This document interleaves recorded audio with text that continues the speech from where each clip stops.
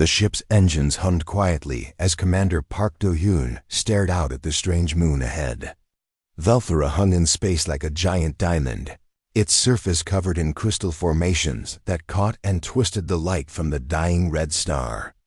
Nearby, he had seen many worlds during his 15 years with the Terran Survey Corps, but nothing quite like this. "Commander, we're getting those readings again," called Dr. Kim Mira from her station. She was the team's xenobiologist, a small woman with sharp eyes who had spent her career studying alien life forms. "The sound waves are definitely coming from the surface." Park Do-hyun nodded and moved closer to look at her screens. Strange patterns danced across the displays, showing sound frequencies that seemed impossible. The waves were traveling through the vacuum of space itself, something that should not happen according to basic physics. "How long did the report say this has been going on?" he asked. 312 years, replied Engineer Lee Taiho from the back of the bridge. He was a tall man with steady hands, the kind of person who could fix anything that broke. Ever since the first survey ship detected the signals, no one has ever figured out what's making them. Park Do-hyun looked back at the crystal moon. Somewhere down there, something was calling out across the emptiness of space. Something had been calling for over 3 centuries, and no one had ever answered. "Take us down," he ordered. "I want to see what's making that sound." The landing was smooth despite the unusual gravity. Velthora's surface was covered in crystal formations that rose like frozen trees, their surfaces reflecting the red light of the dying star in every direction. The air was thin but breathable, filled with a constant soft chiming sound as the wind moved through the crystal structures. Dr. Kim Mira was the first to step outside, her scanner already running as she examined the nearest crystal formation. "This is incredible," she said through the comm system. "The crystals are alive, Commander. They're not just minerals. They're some kind of living organism." Park Do-hyun joined her, his boots crunching on the crystal sand beneath their feet. The landscape stretched out before them like a frozen forest, beautiful and alien, but it was empty. No movement, no signs of the creatures that were supposed to be making the mysterious sounds. "Where are they?" asked Lee Taiho, setting up his equipment near the ship. The thermal scans showed large heat signatures all over this area. As if answering his question, a sound rose from somewhere ahead of them. It was low and haunting, like the call of a wolf, but somehow different. More musical, more sad. The crystal formations around them began to ring in response, creating a harmony that made the air itself seem to vibrate. Park Do-hyun felt something stir in his chest as the sound washed over him. It was not just noise. There was something in that call that spoke to something deep inside him. Pain, maybe, or longing. "There," whispered Dr. Kim Mira, pointing ahead. Between the crystal trees, shapes were moving. At first they looked like shadows, but as they came closer, Park Do-hyun could see they were unlike anything he had ever seen before. They moved like wolves, but they were twice the size of any wolf from Earth. Their bodies were translucent, made of the same living crystal as the formations around them. Light passed through them and came out in rainbow patterns, making them seem like they were made of captured starlight. The creatures moved with grace and purpose, their crystal fur making soft chiming sounds with each step. Their eyes glowed with an inner light, and when they lifted their heads to call again, Park Do-hyun could see that the sound came not just from their throats, but from their entire bodies. "Crystal wolves," breathed Dr. Kim Mira. "That's what we'll call them. Look at how they're arranged." The wolves were forming a circle in a clearing ahead. More were arriving from all directions, dozens of them, all moving toward the same spot. As the sun began to set behind the crystal formations, casting long shadows across the landscape, the wolves began to sing. That was the only word Park Do-hyun could think of to describe it. It was not just howling. It was music, complex and beautiful, and heartbreaking all at once. The sound rose and fell in patterns that seemed almost mathematical. each valve adding its voice to create something larger than the sum of its parts. The crystal formations around them responded, ringing like bells, in harmony with the wolves' song. The very ground beneath their feet vibrated with the sound, and Park Do-yoon realized that the entire moon was acting like a giant musical instrument. "The sound is traveling through the crystal structure of the moon itself," said Lee Tai-ho, staring at his instruments in amazement. "That's how it's getting into space." The whole moon is resonating, but Park Do-yoon was barely listening. He was watching the wolves, seeing the way they tilted their heads toward the red star hanging in the sky above them. They were singing too. The star, after each complex sequence of sounds, they would pause, as if waiting for an answer that never came. "They're trying to communicate with something," he said quietly. "With what?" asked Dr. Kim Mira. Park Do-yoon pointed up at the dying star. "With that." The song continued as darkness fell, and the crystal wolves became even more beautiful in the starlight. Their bodies glowed softly, and their voices carried across the landscape like a prayer. Park Do-yoon found himself moved by the sound in ways he did not understand. There was something desperate about it, something that spoke of loss and hope. Mixed together. As the night wore on, he began to notice patterns in the song. It was not random. There were themes that repeated, variations that built on each other. It was a language, he realized.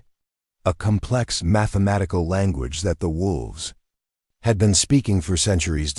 But speaking to what? And why had no one ever answered? When the wolves finally fell silent near dawn, Park Do-yoon was still standing there, staring up at the red star. Something about this place, about these creatures and their eternal song, had gotten into his blood. He knew that he would not be able to leave until he understood what they were trying to say, and maybe, just maybe, until he found a way to answer back. The crystal wolves dispersed as the sun rose, fading back into the crystal forest like ghosts made of light. But their song remained in Park Do-yoon's mind, haunting and beautiful and full of a longing that made his heart ache. He would find a way to understand them.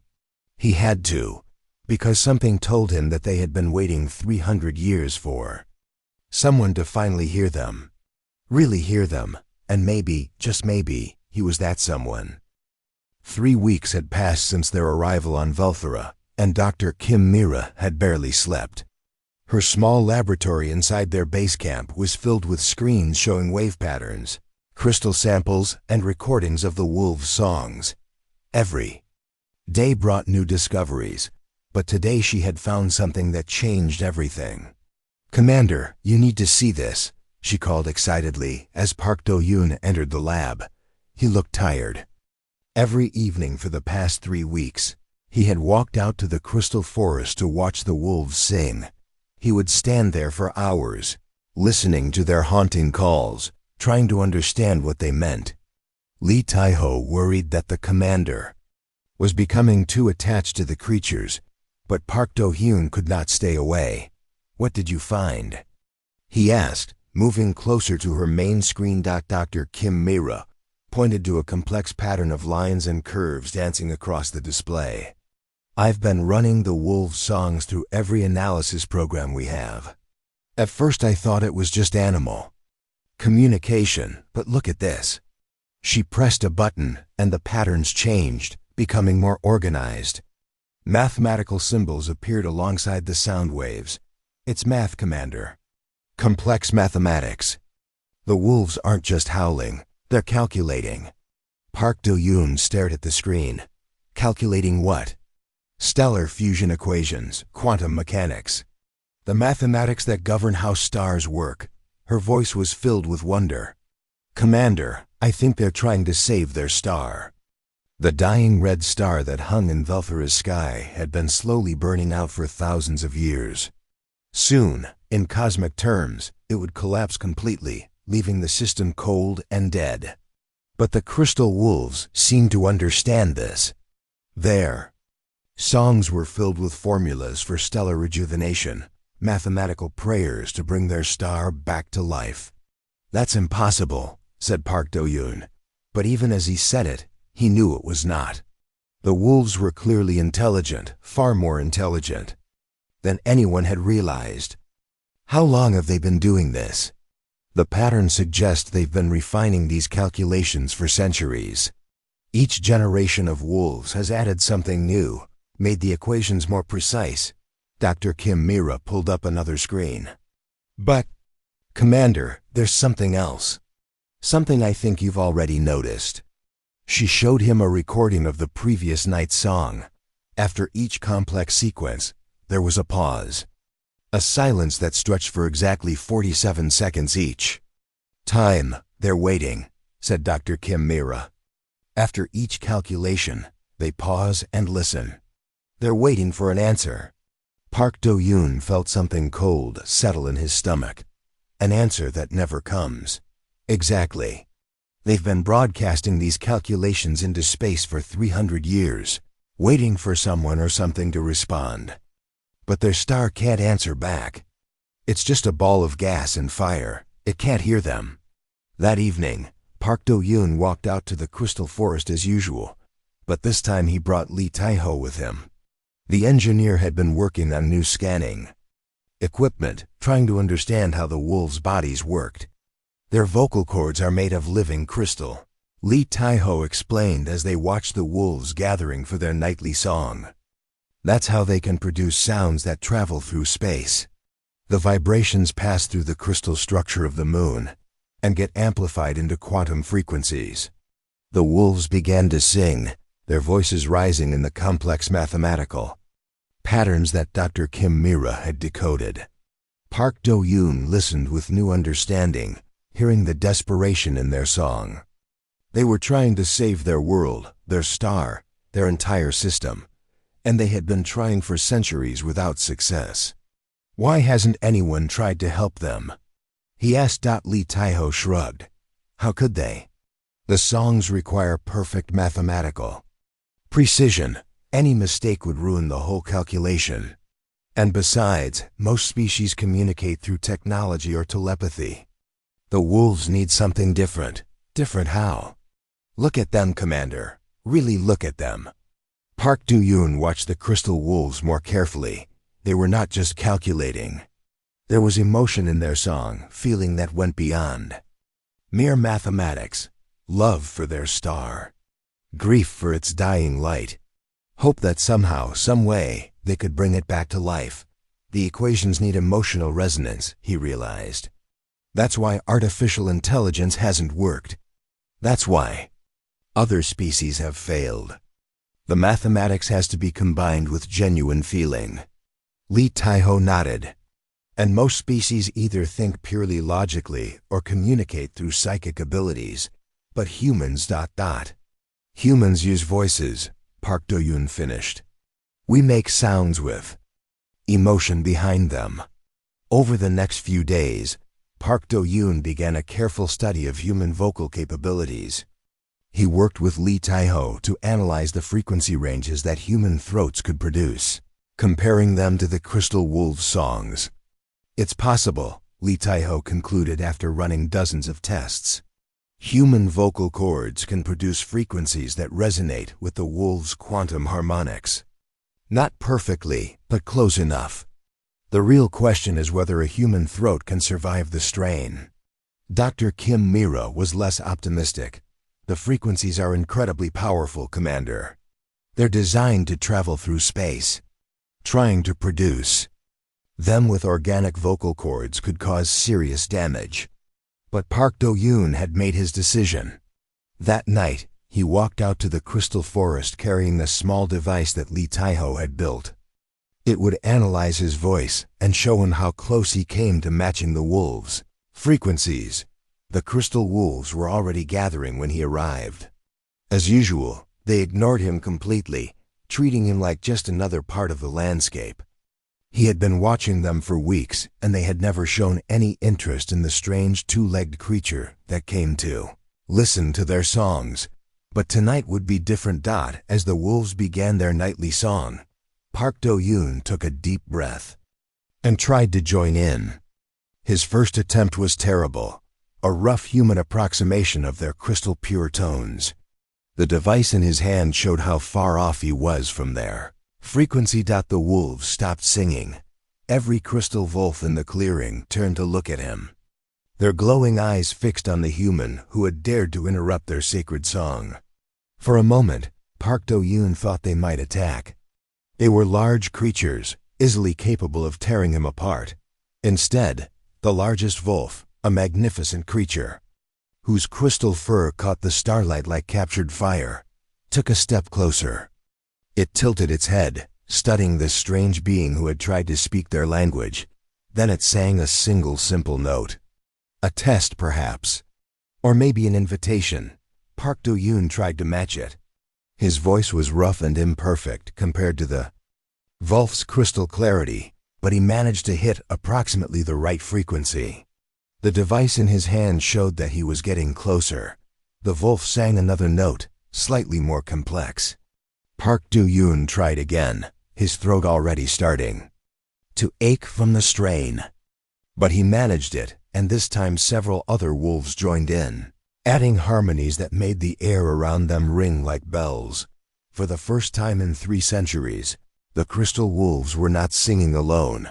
Park Do-yoon's voice cracked and failed after just a few minutes, but the wolves continued their song with what seemed like new energy. And when they paused for their usual 47-second wait, they looked at him expectantl. Why? They were waiting for him to learn their language, waiting for him to join their desperate song to save their dying star. Walking back to the base camp, his throat raw and aching, Park Do-yoon knew his life had just changed forever. The wolves had accepted his first clumsy attempt at communication. Now he had to find a way to truly speak their language.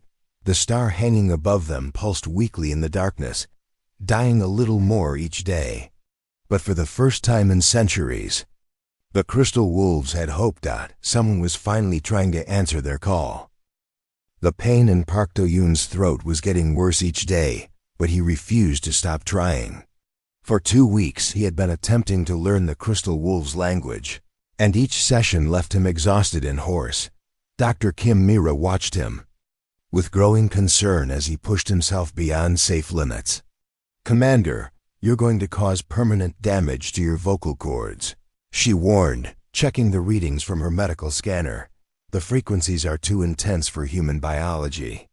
Park Do-yoon ignored her, studying the patterns on Lee Tae-ho's frequency analyzer. He was getting closer to matching the wolves' tones, but not close enough. The mathematics required perfect precision, and his human voice was too rough, too imperfect. "There has to be a way," he muttered, his voice barely a whisper after the previous night's practice session. Lee Tae-ho looked up from his workbench where he was building new equipment. "Actually, Commander, there might be. But you're not going to like it." He showed Park Do-yoon a series of medical diagrams on his tablet. "I've been working with Dr. Kim on some modifications. We could enhance your vocal cords with crystal fibers, similar to what the wolves have naturally. It would allow you to produce the right frequencies without destroying your throat." Dr. Kim Mira shook her head firmly. "It's too dangerous. We've never tried anything like this before. The crystal fibers might integrate with your tissue, but they could just as easily reject and cause massive internal damage." "What about partial modifications?" asked Park Do-yoon. "Something temporary?" "Nothing about this would be temporary," Dr. Kim Mira replied. "Once we introduce crystal fibers into your vocal cords, they'll become part of you permanently. You'd be part human, part crystal wolf." Park Do-yoon was quiet for a long moment, staring out at the crystal forest where the wolves would soon gather for their evening song. He thought about the dying star above them, slowly burning out while an entire species desperately tried to save it. He thought about his own family, lost years ago when their home star had gone supernova without warning. No one had been there to sing that star back to life. No one had even tried. "Do it," he said finally. "The surgery took 6 hours." Lee Tae-ho had designed the crystal fibers himself, growing them in a special chamber that mimicked the wolves' natural biology. Dr. Kim Mira performed the delicate operation, carefully threading the tiny crystal strands through Park Do-yoon's vocal cord tissue. When he woke up, his throat felt different. Not just sore from the surgery, but strange in a way he could not describe. When he tried to speak, his voice had a new quality to it, a faint harmonic undertone that had never been there before. "How do you feel?" asked Dr. Kim Mira, monitoring his vital signs. "Different," Park Do-yoon replied, and was surprised by the musical quality of his own voice. "But good. I think it worked." That evening, he walked out to the crystal forest with new confidence. The wolves were already gathering, and he could see the large alpha wolf he had begun to think of as Baal, the Korean word for star. The magnificent creature had been watching him more closely each night, seeming to understand that the human was trying to learn their sacred language. As the wolves began their song, Park Do-yoon took a deep breath and joined in. The difference was immediate and amazing. His modified voice could now produce the crystal-clear tones that the wolves' songs required. The mathematical equations flowed from his throat with precision he had never achieved before. The wolves stopped singing and stared at him in amazement. For the first time, a non-wolf had successfully produced their language. Baal approached. Slowly, his crystal fur chiming softly in the evening breeze, the alpha wolf sang a complex phrase, and Park Do-yoon understood it was a test. The mathematics described the quantum structure of stellar fusion, the way hydrogen atoms combine to create helium and release energy. Park Do-yoon sang the phrase back, his enhanced voice carrying the equations clearly across the crystal landscape. Baal's eyes brightened, and he sang another phrase, more complex than the first. This one described stellar decay, the process by which stars slowly burned out and died. Again, Park Do-yoon repeated it, though he could feel the strain on his modified vocal cords. The other wolves began to gather around them, their crystal bodies glowing with excitement. They had found someone who could speak their language, someone who might finally be able to help them save their star. Over the following nights, Park Do-yoon's education continued. The wolves taught him their mathematical language piece by piece, starting with simple concepts and building toward more complex ideas. He learned that their songs were not just calculations, but a complete scientific theory about stellar rejuvenation. The wolves believed that stars could be saved through quantum resonance, by singing specific mathematical formulas that would stimulate nuclear fusion and reverse the decay process. They had been developing this theory for generations, passing it down from parents to children, refining it with each iteration. But the theory required something they could not provide alone: emotional resonance. The mathematics had to be infused with genuine love for the star, desperate hope for its survival, and grief for what would be lost if it died. "That's why they needed me," Park Do-yoon realized, speaking to Dr. Kim Mira and Lee Tae-ho through his cum device as he walked back from another lesson. "They have the mathematical precision, but they need the emotional component that only certain species can provide." "But Commander," said Dr. Kim Mira, "even if the theory is correct, how could it possibly work? The distances involved are enormous. How could sound waves from this moon affect a star millions of kilometers away?" Park Do-yoon looked up at the dying red star, pulsing weakly in the night sky. "I don't know. But the wolves have been trying for 3 centuries. They must believe it's possible." As the weeks passed, Park Do-yoon's relationship with the crystal wolves deepened. They began to include him in their pack structure, treating him as one of their own. Baal would often approach him before the evening songs, touching his crystal nose to Park Do-yoon's modified throat as if checking on the human's condition. The lessons became more advanced. Park Do-yoon learned songs that described the quantum mechanics of space-time, the way matter and energy interacted at the subatomic level, and the complex relationships between gravitational forces and nuclear fusion.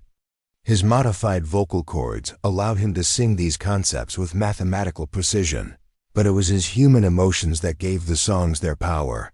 When he sang about stellar death, he thought of his family and their lost star. When he sang about hope for renewal, he felt the desperate longing of the crystal wolves who had been trying to save their world for centuries.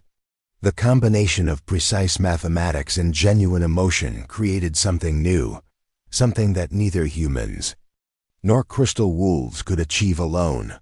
But the most important lesson was yet to come.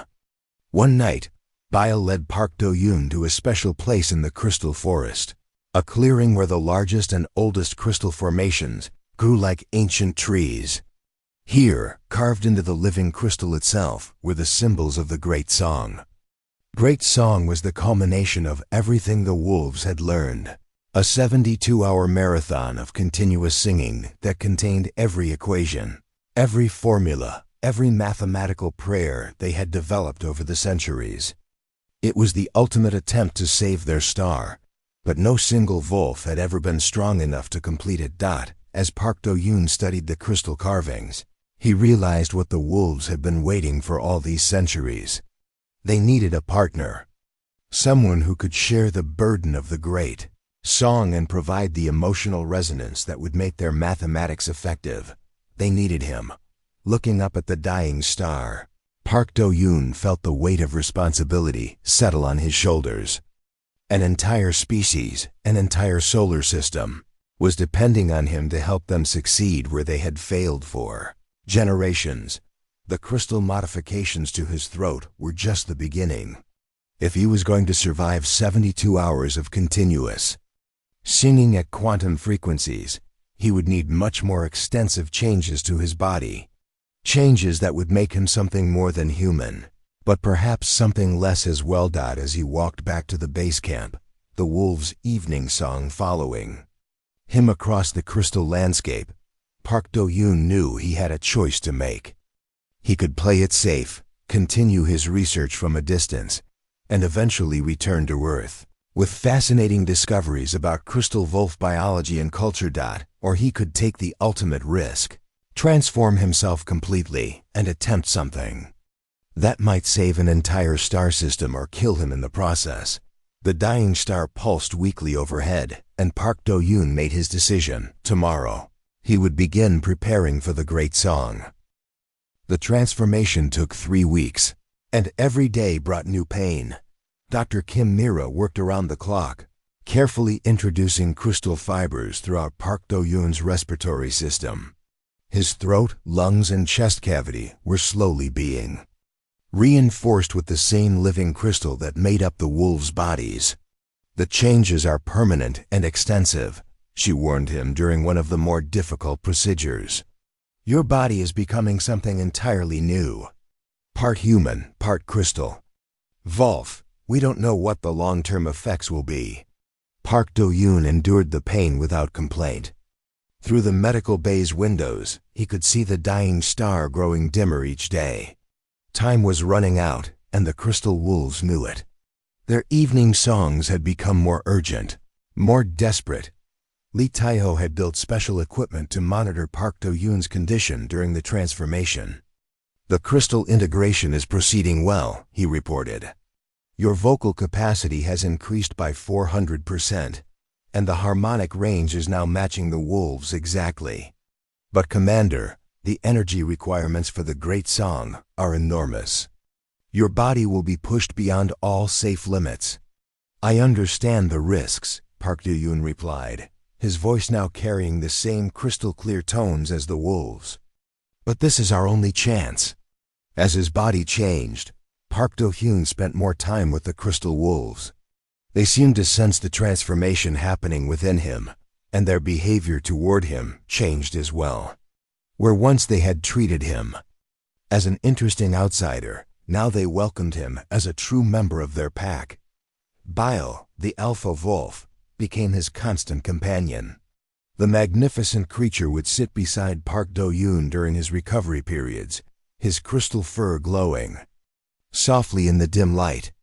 Sometimes Bile would sing quietly, teaching Park Do-yoon new sections of the great song that had never been shared with outsiders. Through these lessons, Park Do-yoon learned the true history of the crystal wolves. They had not originated on this moon.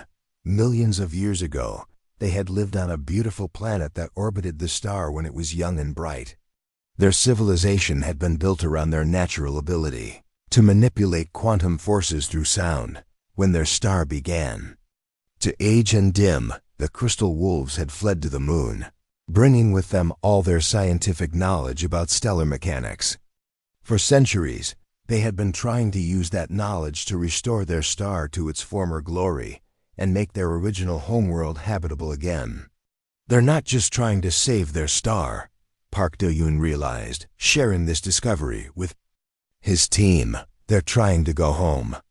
Dr. Kim Mira was fascinated by the implications. If their theory is correct, they could turn back millions of years of stellar evolution. But the energy requirements would be staggering.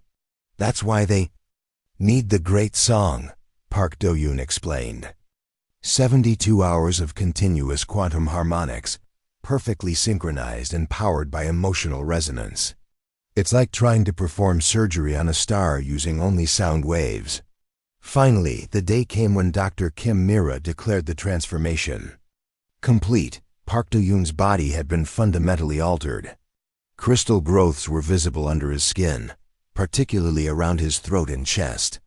His voice could now produce frequencies that were impossible for unmodified humans, and his lung capacity had increased dramatically. But the most significant change was not physical. Park Do-yoon found that he could now sense the quantum resonances that filled the crystal landscape.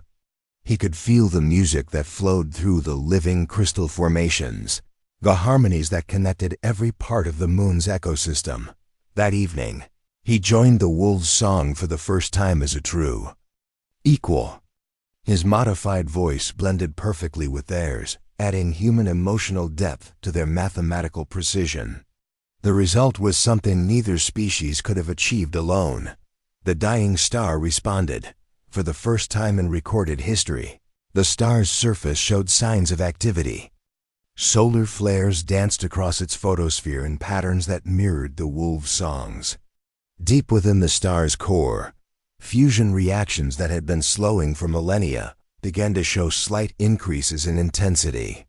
"It's working," breathed Dr. Kim Mira, watching the readings from their orbital sensors. The star is actually responding to the songs. But the response was weak and temporary. As soon as the evening song ended, the star's activity returned to its previous levels. The brief burst of energy proved that the wolves' theory was correct, but it also showed that much more would be needed to create lasting change. The great song was their only hope. Park Do-yoon spent the next few days learning the complete sequence from Bile and the other pack leaders. The great song was divided into 72 sections, each 1 hour long, covering every aspect of stellar physics that the wolves had discovered over the centuries. The first sections dealt with basic stellar fusion, describing how hydrogen combined to form helium and release energy. The middle sections covered more advanced concepts like stellar magnetic fields, solar wind dynamics, and the quantum processes that governed nuclear reactions. The final sections were the most complex, dealing with the fundamental forces that held stars together, and the ways those forces could be manipulated through resonant frequencies. Each section had to be sung with perfect mathematical precision, while being infused with the appropriate emotions: hope for the star's renewal, grief for its current state, love for the worlds it could nurture if restored to health. The combination of precise science and genuine feeling was what gave the songs their power. "I'll need to rest between sections," Park Do-yoon told his team as they prepared for the attempt. "Even with the modifications, 72 hours of continuous singing will push my body to its limits." Lee Tae-ho had prepared special equipment to monitor Park Do-yoon's condition throughout the great song. "We'll have medical support standing by at all times. If your vital signs become critical, we'll have to stop the attempt." "No," Park Do-yoon said firmly. If we stop, we lose everything. The sequence has to be completed in one continuous performance, or the quantum resonances won't build to the necessary levels. Double quotes. Dr. Kim Mira looked worried. Commander, this could kill you. The energy output required is beyond anything a biological system should be able to sustain.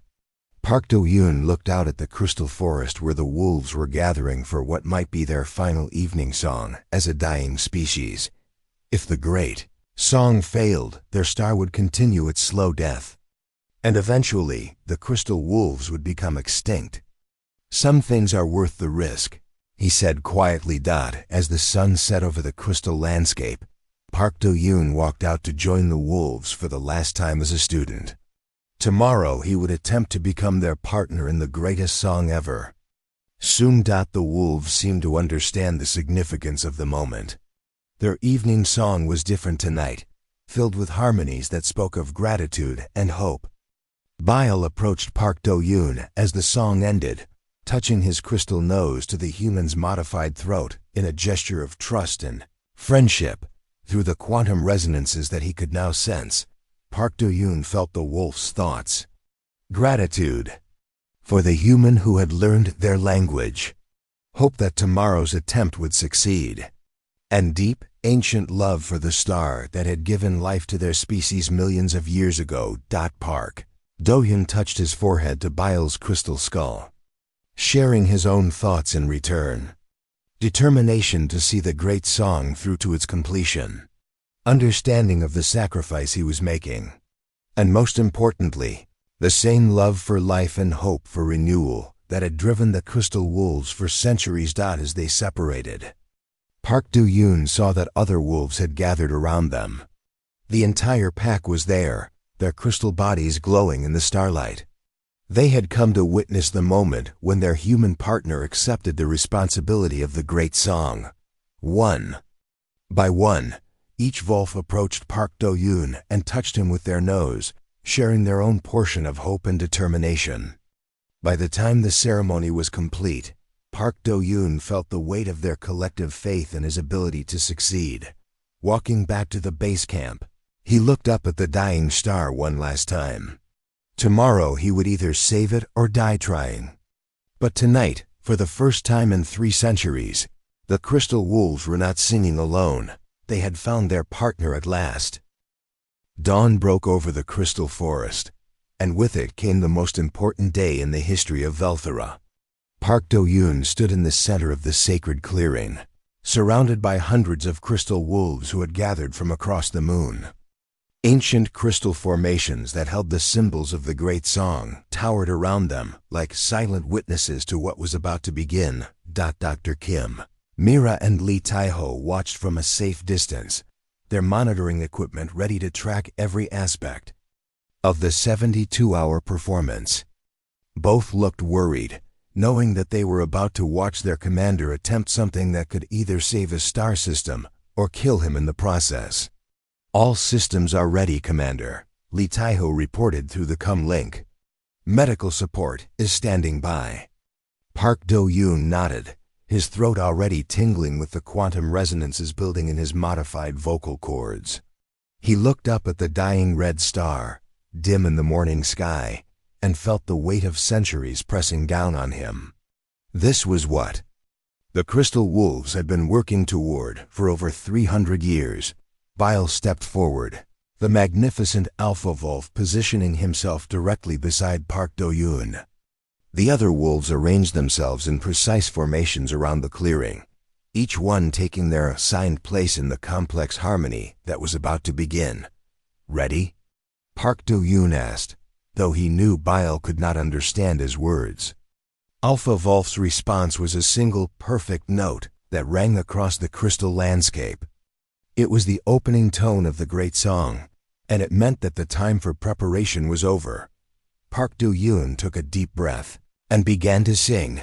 The first hour focused on the basic principles of stellar fusion. Park Do-yoon's voice blended with those of the crystal wolves, creating mathematical descriptions of how hydrogen atoms combined under extreme pressure and temperature to form helium and release energy. His human emotions gave weight to the equations, turning cold calculations into passionate prayers for the star's revival. As the songs continued, Park Do-yoon could feel the strain building in his modified throat and chest. The quantum frequencies required enormous energy to produce, and even with his crystal enhancements, his body was working at the very limits of its capabilities. But the star was responding.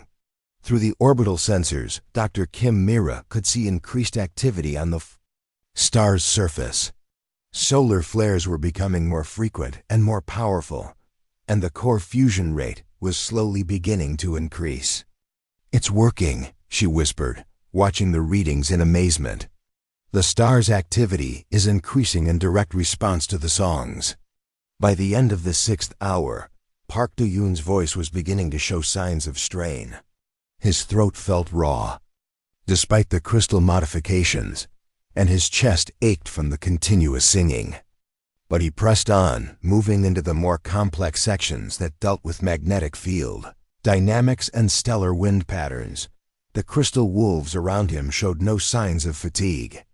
Their voices remained pure and strong, supporting Park Do-yoon's faltering human contribution with their own crystal-clear tones.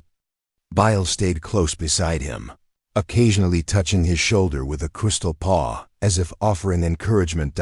As the hours passed, something strange began to happen to Park Do-yoon's body. The crystal fibers that Dr. Kim Mira had introduced during his transformation were beginning to spread. New crystal growths appeared on his arms and chest, glowing with the same inner light as the wolf's fur. "Commander, your biometric readings are showing significant changes," Dr. Kim Mira reported, her voice tight with concern. "The crystal integration is accelerating. You're becoming more Wolf-like with each hour." Park Do-yoon heard her warning, but could not respond. The great song required his complete attention and energy. Speaking would break the delicate quantum harmonics that were slowly building toward the climactic final sections. By the 24th hour, Park Do-yoon was no longer entirely human. Crystal growths covered most of his upper body, and his voice had taken on the same ethereal quality as the wolves around him. The transformation was irreversible, but it was also allowing him to survive the incredible strain of the great song. The star's response was becoming more dramatic. Solar flares now reached halfway across the star system, and the core fusion rate had increased by 30%. But it was not enough. The star was still dying, just more slowly than before. The middle sections of the great song were the most challenging. They dealt with quantum mechanics at the subatomic level, describing how the fundamental forces of the universe interacted within a star's core. Park Do-yoon found himself singing about concepts that human science barely understood, mathematical relationships that the crystal wolves had discovered through millions of years of observation and calculation. His voice began to crack during the 40th hour, but the crystal growths in his throat compensated, producing the required frequencies even when his biological vocal cords failed. He was becoming something new, something that had never existed before, a hybrid of human emotion and crystal wolf precision. The wolves around him began to show signs of their own strain. Some of the older ones were swaying with exhaustion, their crystal fur dimming as their energy reserves ran low. But none of them stopped singing. They had waited too long for this moment to give up now. Dr. Kim Mira watched the transformation with fascination and horror. "He's not human anymore," she told Lee Tae-oh. "The crystal integration has progressed far beyond what we planned. I don't know if he'll survive the transition." "Look at the star," Lee Tae-oh replied, pointing to the orbital display. "It's working. The fusion rate is up 60% and still climbing. If they can complete the great song, it might actually work." The final 24 hours were the most difficult. The songs in this section dealt with the deepest mysteries of stellar physics, the quantum processes that govern the life and death of stars. Park Do-yoon sang equations that described how gravity and nuclear fusion balanced against each other, how magnetic fields channeled stellar energy, and how the quantum vacuum itself could be manipulated to restart a dying star's core. His body was now more crystal than flesh, glowing with the same inner light as the wolves around him. The transformation had given him abilities he had never possessed as a human. He could sense the quantum fields that permeated space, feel the resonances that connected the moon to its star, and understand the mathematical relationships that governed the cosmos. But he was also losing himself. His human memories were becoming distant, overshadowed by the crystal wolves' collective knowledge and experience. He was becoming part of their species, sharing their ancient wisdom and their desperate love for their dying star. As the 70th hour approached, Park Do-yoon realized that the final 2 hours would be the most critical. These were the sections that dealt with stellar rejuvenation itself, the specific quantum frequencies that could restart a star's fusion process and restore it to full health. The mathematical complexity was staggering. Park Do-yoon found himself singing equations that described the behavior of matter and energy at temperatures and pressures that existed nowhere else in the universe. His hybrid voice, now as crystal clear as any wolf's, carried the calculations across space with perfect precision. The star's response was immediate and dramatic. The fusion rate suddenly spiked, doubling within minutes. Solar flares erupted from the star's surface with unprecedented intensity, and the stellar wind increased to levels not seen for millions of years. "It's happening," Dr. Kim Mira breathed, watching the readings in awe. The star is actually being reborn. But the effort was taking its final toll on Park Do-yoon. The crystal transformation was accelerating beyond all safe limits, and his biological systems were beginning to shut down. His human brain was being slowly replaced by crystalline structures that thought in mathematical harmonics rather than words. With less than an hour remaining, Park Do-yoon began the final section of the great song. These were the most powerful frequencies, the ones that would either complete the star's rejuvenation or kill him in the attempt. His voice rose to impossible heights, producing quantum resonances that made the very fabric of space-time vibrate in harmony. The crystal wolves around him added their voices to the final crescendo, hundreds of crystal-clear tones blending into a symphony that spanned the electromagnetic spectrum. The moon itself began to ring like a giant bell, amplifying their songs and broadcasting them across the star system with devastating power. As the final notes of the great song echoed across space, the dying red star underwent its ultimate transformation. The core fusion rate spiked to levels not seen since the star's youth. Nuclear fusion reactions that had been slowing for millennia suddenly roared back to life with incredible intensity. The star's surface erupted in brilliant displays of renewed energy. Solar flares reached across the entire system, carrying with them the harmonic frequencies of the great song. The red giant began to contract and brighten, its color shifting from dim red toward brilliant yellow as hydrogen fusion resumed in its core. Park Do-yoon collapsed as the final note faded from his crystal-transformed throat. His body was now almost entirely crystalline, glowing with the same inner light as the wolves around him. Dr. Kim Mira rushed to his side, her medical scanner showing readings she had never seen before. Park Do-yoon collapsed as the final note faded from his crystal-transformed throat.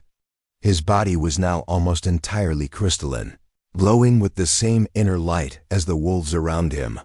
Dr. Kim Mira rushed to his side, her medical scanner showing readings she had never seen before. "He's alive," she reported, though her voice was filled with uncertainty, "but his biological functions are minimal. He's become something entirely new." Bile approached the fallen human, his crystal nose touching Park Do-yoon's transformed face. Gently, through the quantum resonances that now filled the air, the alpha wolf shared his thoughts of gratitude and welcome. Park Do-yoon was no longer human, but he was not lost. He had become the first of a new kind of being, part human and part crystal wolf. As Park Do-yoon slowly regained consciousness, he found that his perception of the world had changed completely. He could see the quantum fields that connected all matter, hear the mathematical harmonies that governed the universe, and feel the life force flowing through every crystal formation on the moon. "The star," he whispered, his voice now carrying the same crystal-clear tones as the wolves around him. Looking up at the sky, they could all see that the transformation was complete. The dying red star had become a brilliant yellow sun, pouring life-giving energy across the system once again. In the distance, the crystal wolf's original homeworld was already beginning to warm as the renewed starlight reached its frozen surface. The crystal wolves began to sing again, but this time, their songs were filled with joy rather than desperation. After 3 centuries of trying, they had finally succeeded in saving their star. Their homeworld would bloom again, and their species would survive. Park Do-yoon rose to his feet, his crystalline body moving with new grace and strength. He was no longer entirely human, but he retained his human memories and emotions. He had become a bridge between 2 species, the first of his kind. "What happens now?" asked Dr. Kim Mira, watching in amazement as the crystal wolves began to dance around their transformed human companion. Park Do-yoon looked at her with eyes that now glowed with inner light. "Now we build something new," he said. "The wolves want to return to their homeworld, but they also want to maintain their connection to this moon. And humanity needs to learn what we've discovered here." Over the following weeks, plans were made for a permanent research station on Vulthera. The crystal wolves, led by Bio, agreed to share their knowledge of quantum harmonics and stellar engineering with human scientists. In return, humans would help them establish new colonies on their warming homeworld. Park Do-yoon became the permanent ambassador between the 2 species. His unique nature allowed him to communicate perfectly with both humans and crystal wolves, translating not just language but entire ways of thinking. He spent his days teaching other humans the basics of the wolves' harmonic language while helping the wolves understand human technology and culture. Dr. Kim Mira established the galaxy's first institute for harmonic stellar engineering, studying the techniques that had saved the Vulthera system. Her research attracted scientists from across human space, all eager to learn how music and mathematics could be combined to manipulate stellar fusion. Lee Taiho designed and built the infrastructure for the growing human crystal wolf colony. His engineering marvels incorporated both human technology and crystal wolf harmonic principles, creating buildings that sang in harmony with the moon's natural resonances. The renewed star became a beacon of hope throughout the galaxy. Other species began to visit Vulthera, seeking to learn the techniques that had achieved the impossible. The crystal wolves, no longer desperate to save their dying star, became teachers and guides for any species facing similar challenges. Park Do-yoon often stood on the crystal plateaus at sunset, watching the brilliant yellow star that he had helped save. His transformation had cost him his human body, but it had given him something precious in return. He had become part of something larger than himself, a living symbol of what could be achieved when different species worked together. The crystal wolf songs had changed too. Where once they had been filled with desperate mathematics, now they carried melodies of celebration and hope. And always threading through their crystal-clear harmonies was the warm undertone of human emotion that Park Do-yoon brought to their music. Sometimes other humans would ask him if he regretted his transformation, if he missed being fully human. Park Do-yoon would smile and point to the brilliant star hanging in Vulthera's sky. "I helped save an entire star system," he would say. "I became the bridge between 2 species who are now building something amazing together. Some transformations are worth any price." And in the evening, when the crystal wolves gathered to sing their songs of joy and renewal, Park Do-yoon's voice would rise with theirs. carrying across space the message that even dying stars could be reborn when different species joined there. Voices in harmony. The crystal wolf had howled for centuries, waiting for someone to answer. And when a human finally howled back, they had changed the universe itself.